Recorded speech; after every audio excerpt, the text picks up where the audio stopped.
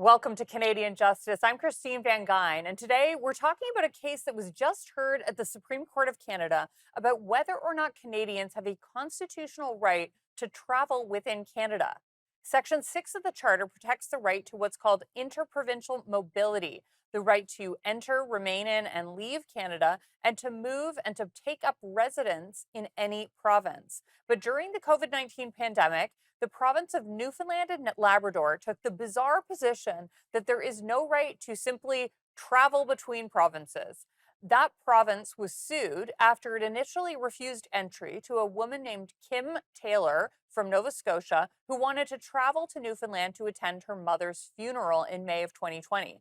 Miss Taylor, supported by the Canadian Civil Liberties Association, argued that she had a right to enter the province of Newfoundland under the Charter.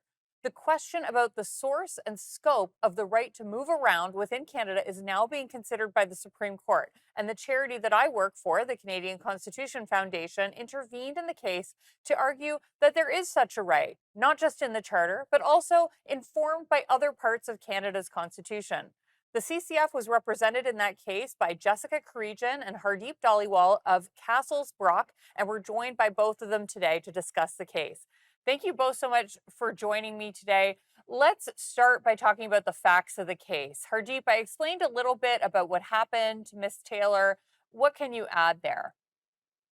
Yeah, so to provide a bit more context, during the pandemic, Newfoundland and Labrador issued a special measures order. And under that order, all individuals were banned from entering the province unless they lived there. As you mentioned, Miss Taylor applied for a exception to that rule. That rule was if there's extenuating circumstances, you could be let in. She was denied entry, and then she did apply for reconsideration, and at that point, she was let in. Again, I think you already mentioned this, but it's that first refusal that's at the heart of this case. So, Jess, Section 6 of the Charter protects the right to what is called mobility. Can you tell us what the provision says and why it's at issue in this case? For sure. So, Christine, broadly speaking, Section 6 of the Canadian Charter of Rights and Freedoms, it contains provisions that protect the right of Canadians to move freely, or so we thought, and work throughout the country while balancing provincial regulations and social programs. Now, for the purposes of the Taylor case, there are two sections that are of relevance. So, the first section, is called Mobility of Citizens. And that's section 6.1, which says that every citizen of Canada has the right to enter, remain in, and leave Canada. And now section 6.2, or rather 6.2, so that the heading over that section, if you will, is rights to move and gain livelihood.